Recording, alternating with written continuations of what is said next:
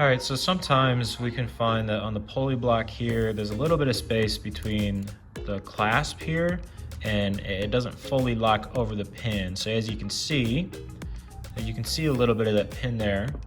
If you look at one that's how it's supposed to be, that's obviously fully locked and this one's not. So this could be an issue and it's pretty simple to fix.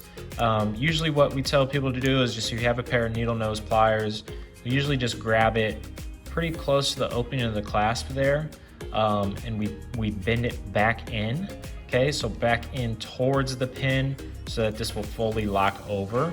And so it's even easier, it'll make it easier if you're able to pull this out, the pin, if you're able to keep tension on that and leave it like this and then grab it and bend it. Okay, so if I grab it here,